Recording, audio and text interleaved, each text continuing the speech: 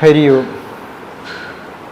കേരളത്തിലെ ക്ഷേത്രങ്ങൾ ദേവസ്വം ബോർഡിൻ്റെ കീഴിൽ പല ദേവസ്വം ബോർഡുകളാണ്. കൊച്ചിൻ ദേവസ്വം ബോർഡ്, മലബാർ ദേവസ്വം ബോർഡ്, ഇങ്ങനെ പലതുണ്ടെങ്കിലും അതെല്ലാം ഗവൺമെൻറ്റിൻ്റെ അധീനതയിലാണ്.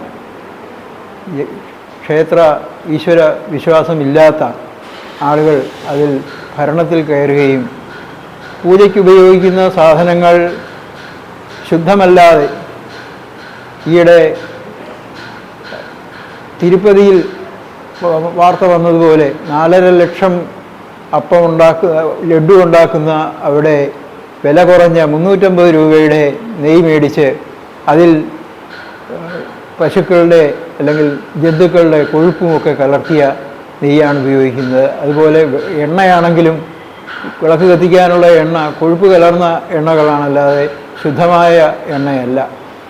അങ്ങനെയൊക്കെയുള്ള പ്രവർത്തനങ്ങൾ ക്ഷേത്രവിശ്വാസമോ ഈശ്വരവിശ്വാസമോ ദൈവചൈതന്യത്തിൽ വിശ്വാസമോ ഇല്ലാത്ത ആൾക്കാർ അവരുടെ സ്വാർത്ഥ ലാഭത്തിനു വേണ്ടി പ്രവർത്തിക്കുകയാണ്. ഇത് വിശ്വാസികൾക്ക് ദുഃഖമുണ്ടാക്കുകയും വിശ്വാസത്തെ തച്ചുടയ്ക്കുകയും ശുദ്ധമായതിനോടുള്ള ഒരു വെറുപ്പ് ജനങ്ങളിലുമൊക്കെ ഉണ്ടാക്കുന്ന വിധത്തിലുള്ള പ്രവർത്തനമാണ് നടത്തുന്നത്. ഈശ്വരവിശ്വാസമില്ലാത്തവരുടെ പ്രവൃത്തികളായതുകൊണ്ടാണിത്. അതിന് ഒരു പരിഹാരമായിട്ട് ക്ഷേത്രഭരണം ദേവസ്വം ബോർഡിൽ നിന്ന് വിട്ട് ക്ഷേത്രവിശ്വാസികളിൽ നിക്ഷിപ്തമായാൽ അവർ അത് ശുദ്ധമായിട്ട് നടത്തിക്കൊള്ളും. അതിനുള്ള ഒരു പ്രവർത്തനം ഉണ്ടാകേണ്ടത് അനിവാര്യമാണ്. അതാണിവിടെ ഇന്ന് ചർച്ചയിലൂടെയെല്ലാം ഉയർന്നു വന്ന ഒരു കാര്യം. അതുപോലെ നമ്മളുടെ ക്ഷേത്രങ്ങളിൽ ഈശ്വരവിശ്വാസമില്ലാത്ത അബ്ദുൾ സമദാനിയെ പോലെയൊക്കെയുള്ള ആൾക്കാരെ കൊണ്ടുവന്ന് പ്രഭാഷണം നടത്തിക്കേണ്ട യാതൊരു ആവശ്യവുമില്ല. സന്യാസിമാരോ അല്ലെങ്കിൽ നല്ല അറിവുള്ള ഹിന്ദു പ്രവർത്തകരോ ഒന്നുമില്ലാഞ്ഞിട്ടല്ല.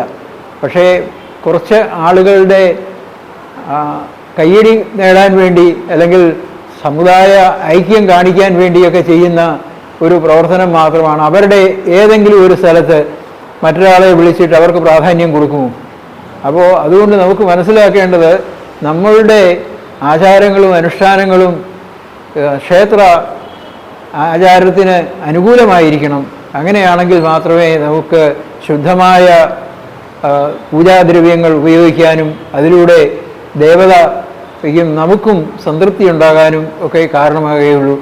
അങ്ങനെയുള്ള ഒരു സാഹചര്യം സൃഷ്ടിച്ചെടുക്കണം എന്നാണ് ഈ ധർമ്മ സംസദ് എല്ലാവർക്കും കൊടുക്കുന്ന, അതുപോലെ പൊതുജനങ്ങൾക്കെല്ലാം കൊടുക്കുന്ന ഒരു സന്ദേശം.